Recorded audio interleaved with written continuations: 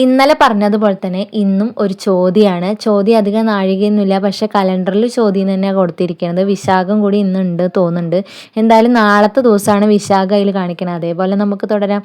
അപ്പം നമ്മുടെ പൂക്കളം തുടങ്ങിയിട്ട് ഇന്ന് 4ാമത്തെ ദിവസമായിട്ടുണ്ട്. നമ്മുടെ ഓണത്തിലേക്ക് കടന്നുകൊണ്ടിരിക്കുകയാണ്. ഇനി 7 ദിവസം കൂടിയേ ഉള്ളൂ തിരുവോണത്തിന്. അപ്പം നമുക്ക് ഇന്നത്തെ പൂക്കളം കണ്ടാലോ? ആദ്യം മുക്കുറ്റി ചെടി വെച്ചുകൊണ്ട് തന്നെ നമ്മുടെ പൂക്കളം ഇവിടെ തുടങ്ങിയിട്ടുണ്ട്. പിന്നെ വെച്ചത് വെള്ളമന്താരാണ് കേട്ടോ. വെള്ളമന്താരം 5 ഇതളാക്കി ഒരു പൂ പോലെ വെച്ചു. അതിൻ്റെ ചുറ്റോടെ ഇപ്പം വെച്ചുകൊണ്ടിരിക്കുന്നത് കാക്കപ്പൂവാണ്.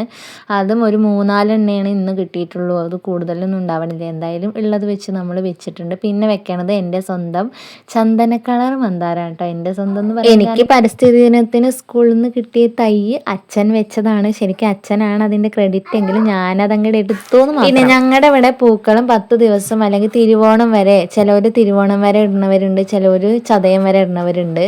അതുവരെ ഇടുന്നത് മാത്രമല്ല കേട്ടോ, ഞങ്ങൾ അതിന് ശേഷം വീണ്ടും 16 ദിവസത്തോളം എക്സ്ട്രാ ഇടും. കാരണം 16ാം മകം എന്ന് പറയില്ലേ നമ്മൾ, ആയില്യമകം, ആ ഒരു സമയം വരെ ഞങ്ങളുടെ വീട്ടിലൊക്കെ പൂവിടാറുണ്ട് കേട്ടോ. കാരണം പൂവ് ഇപ്പോൾ ഒരെണ്ണമാണ് കിട്ടണമെങ്കിലും ജസ്റ്റ് ആ കളത്തിൽ ഞങ്ങൾ കൊണ്ട് വെക്കുകയെങ്കിലും ചെയ്യും. അത് ഒരു എന്തിനാണെന്ന് ചോദിച്ചാൽ അതിന് എന്തൊക്കെയോ ചടങ്ങും കാര്യങ്ങളൊക്കെ പണ്ട് പറയുന്നത് കേട്ടിട്ടുണ്ട്. എനിക്ക് കൂടുതലായിട്ട് അറിയില്ല. എന്തായാലും എനിക്കത് ചെയ്യാൻ ഇഷ്ടമാണ്. ഞങ്ങൾ ഒരു പൂവെങ്കിൽ ഒരു പൂവ് എന്തായാലും വെക്കാറുണ്ട് കേട്ടോ അത്രയും ദിവസത്തോളം. അങ്ങനെ നമ്മൾ പൂക്കളും ഇവിടെ ഓരോരോ ഡിസൈൻ ഞാൻ അപ്പം തോന്നുന്നത് വെച്ചിട്ട് ഇടുന്നുണ്ട്. ഇതൊക്കെ കാണുമ്പോൾ തന്നെ എന്താ തോന്നുന്നതെന്ന് എനിക്കറിയില്ല. ഇപ്പം എനിക്ക് വീഡിയോയിൽ കാണുമ്പോൾ എന്തൊക്കെയൊക്കെ പോലെ തോന്നുന്നുണ്ട്.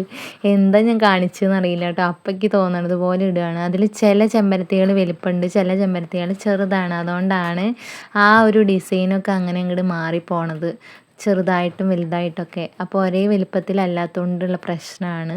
പിന്നെ അങ്ങനെ നമ്മുടെ പൂക്കളും ഇവിടെ ഏകദേശം കംപ്ലീറ്റ് ആവാറായിട്ടുണ്ട്. പിന്നെ ഒരു മഞ്ഞപ്പൂവൊക്കെ അതിൻ്റെ ഇടയിലുണ്ടെങ്കിൽ നല്ല രസമായിരിക്കും അല്ലേ? മഞ്ഞയും ചുവപ്പും വെള്ളയൊക്കെ ഇടയിൽ വരുമ്പോൾ അതൊരു പ്രത്യേക രസമായിരിക്കും. പക്ഷെ മഞ്ഞപ്പൂ ഒന്നും കിട്ടാനില്ല. മഞ്ഞപ്പൂ ഒന്നുമില്ലെങ്കിൽ കോളാമ്പി പൂ വേണം, അതല്ലെങ്കിൽ മത്തൻ്റെ പൂവും കുമ്പളത്തിൻ്റെ പൂവൊക്കെ പണ്ട് എടുത്തായിരുന്നു കേട്ടോ. അതൊന്നും ഇപ്പോൾ ഇവിടെ കാണാനില്ല. അപ്പോൾ നമ്മുടെ പൂക്കളം ഇവിടെ കംപ്ലീറ്റ് ചെയ്തിട്ടുണ്ട്. എല്ലാവർക്കും ഇഷ്ടപ്പെട്ട് കഴിഞ്ഞാൽ സപ്പോർട്ട് ചെയ്യാം. നാളത്തെ പൂക്കളം നാളെ കാണാം. അപ്പോൾ ബായ്.